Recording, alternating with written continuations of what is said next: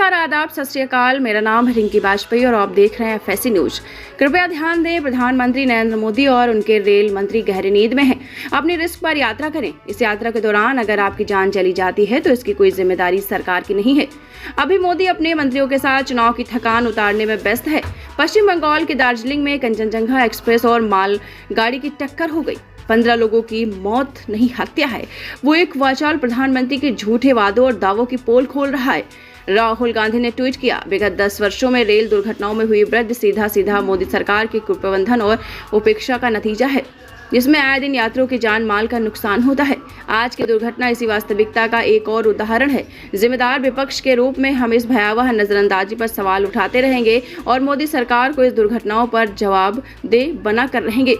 राहुल गांधी को ये बातें क्यों कहनी पड़ी? क्योंकि पिछले कई वर्षों से हम देख रहे हैं कि मोदी ने रेल मंत्री को क्लर्क से भी बदतर हालात में पहुंचा दिया है। हर जगह पर हरी झंडी दिलाने के लिए वहीं पहुंच जाते हैं। इसलिए मल्लिकार्जुन खड़गे को कहना पड़ा कि पिछले 10 साल में मोदी के सेल्फ प्रमोशन का मंच बनकर रह गया है। रेलवे जब से मोदी सत्ता में आई है, भारतीय रेल टिकट खरीदकर मौत के मुंह में जाने के आदेश का नाम बन गया है। नरेंद्र मोदी रेलवे को दुर्घटना के सबसे खतरनाक रेलवे व्यवस्था में तब्दील कर चुके हैं। आपको याद होगा कि रेल मंत्री अश्विनी वैष्णव ने 4 जून 2022 को एक नाटक किया था। वो नाटक किया कि एक एंटी कोलाइजन डिवाइस का लाइव परीक्षण अखबारों का चैनल और दलालों पत्रकारों ने बताया है कि स्वदेश निर्मित ट्रेन टक्कर सुरक्षा प्रणाली कवच का परीक्षण कर भारतीय रेलवे एक नया इतिहास रचने जा रही है। परीक्षा के दौरान रेल मंत्री अश्विनी वैष्णव कोच में मौजूद रहेंगे। रेलवे के मुताबिक 2 ट्रेनों को 160 किलोमीटर प्रति घंटे की रफ्तार से विपरीत दिशा में चलाया जाएगा। दूसरी ट्रेन में रेलवे बोर्ड के चेयरमैन मौजूद रहेंगे, लेकिन कवच के कारण ये दोनों ट्रेन टकराएंगी नहीं। रेलवे अधिकारियों के अनुसार कवच डिजिटल सिस्टम को रेड सिग्नल या फिर किसी दूसरी खराबी जैसी कोई मैनुअल गलती दिखाई देती है तो ट्रेनें भी अपने आप रुक जाती हैं। इसलिए टक्कर की आशंका 0% है। मतलब अब कम से कम ट्रेनों की टक्कर से होने वाले हादसों का अंत हो जाएगा 2022 के बाद। लेकिन किसी दलाल पत्रकार ने यह नहीं पूछा कि भारत के पूरे रेलवे ट्रैक पर इसे लगाने के लिए मोदी जी को कितने 100 साल चाहिए, क्योंकि 2 साल में तो नहीं हो पाएगा काम। इससे पहले खबर थी कि इंपॉर्टेंट एंटी कोलाइजन डिवाइस लग गई है, फिर अपनी टेक्नोलॉजी भी बना ली। लेकिन मोदी जी इतना काम करते हैं कि लगातार ये काम करवाना ही भूल जाते हैं। लगता है एंटी कोलाइजन डिवाइस को अपने ऑफिस में पेपर वेट की तरह इस्तेमाल करते रहे होंगे, क्योंकि पिछले 10 साल में जितने भी बड़े हादसे हुए हैं उनमें से किसी भी ट्रेन में एंटी कोलाइजन डिवाइस नहीं लगा हुआ था। जैसे मोदी की सत्ता में आते ही 26 मई 2014 को गोरखधाम एक्सप्रेस पटरी से उतर गई, 25 लोगों की जान चली गई, 50 से ज्यादा लोग घायल हो गए। नो एंटी कोलाइजन 20 नवंबर 2016 इंदौर पटना एक्सप्रेस हादसा, 150 लोगों की जान चली गई और इतने ही लोग घायल हो गए। नो एंटी कोलाइजन डिवाइस 23 अगस्त 2017 कैफियत एक्सप्रेस हादसा, 70 लोग घायल। नो एंटी कोलाइजन डिवाइस 18 अगस्त 2017 पुरी हरिद्वार उत्कल एक्सप्रेस हादसा, 23 लोगों की 60 घायल। नो एंटी कोलाइजन डिवाइस 13 जनवरी 2022 बीकानेर गुवाहाटी एक्सप्रेस हादसा, 9 लोगों की मौत, 36 घायल। नो एंटी कोलाइजन डिवाइस 9 जून 2023 वाला रेल हादसा, 296 लोगों की मौत, 9 से ज्यादा लोग घायल। No anti collision device. और अब 17 जून 2024 कंचनजंगा एक्सप्रेस मालगाड़ी से टकरा गई, 15 लोगों की मौत हो गई, 60 से ज्यादा लोग घायल हो गए। कहानी वही, नो एंटी कोलाइजन डिवाइस। देखिए, रेलवे के अधिकारियों ने दावा किया कि रेल मंत्रालय ने वर्षों के शोध के बाद यह तकनीक विकसित की है। कवच को 0 एक्सीडेंट के लक्ष्य को प्राप्त करने में रेलवे की मदद के लिए स्वदेशी रूप से विकसित स्वचालित ट्रेन सुरक्षा प्रणाली का निर्माण किया है। यह कहा था, कवच को इस तरह से बनाया गया है कि आमने सामने आगे पीछे से टकराने जा रही रेलगाड़ी को एक निश्चित दूरी पर ही अपने आप रोक देगा।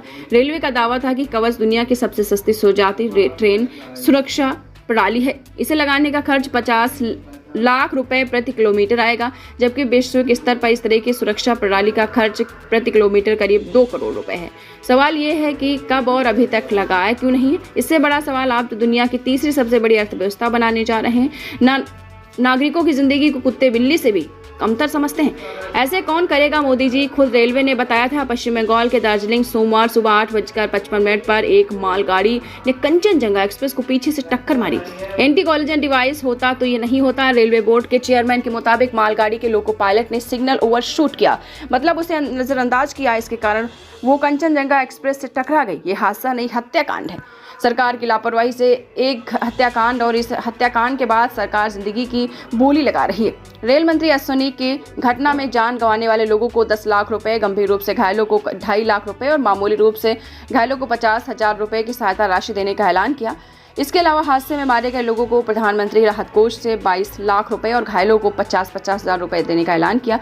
बस हो गया, अब घर जाइए। इसके लिए आप रेलवे के चादर के कफन में लपेट दिए गए अपने जिगर के टुकड़े से कहिए कि वो थैंक यू मोदी जी बोले, जो उन्होंने इतना बड़ा उपहार किया। अब तमाशा देखिए कि सरकार डंके की चोट पर कह रही है हादसा सिग्नल की अनदेखी की वजह हुआ, इसलिए लोको पायलट जिम्मेदार ड्राइवर। लेकिन रेलवे बोर्ड द्वारा मालगाड़ी के लोको पायलट की जिम्मेदार ठहराने पर भारतीय रेलवे लोको रनिंग मेन संगठन ने सवाल खड़ा कर दिया। उसका कहना है कि जब खराबी सिग्नल में थी तो लोको पायलट इसके लिए कैसे जिम्मेदार हो गया। मतलब दोनों में से एक झूठ बोल रहा है, या तो सरकार झूठ बोल रही है, नहीं तो एसोसिएशन झूठ बोल रहा है। मीडिया रिपोर्ट्स के मुताबिक पश्चिम बंगाल में रानी पानी रेलवे स्टेशन से छतरहाट जंक्शन के बीच स्वचालित सिग्नल प्रणाली सही तरीके से काम नहीं कर रही थी। सूत्रों की माने तो सुबह 5:50 से ऑटोमेटिक सिग्नल सिस्टम में खराबी थी।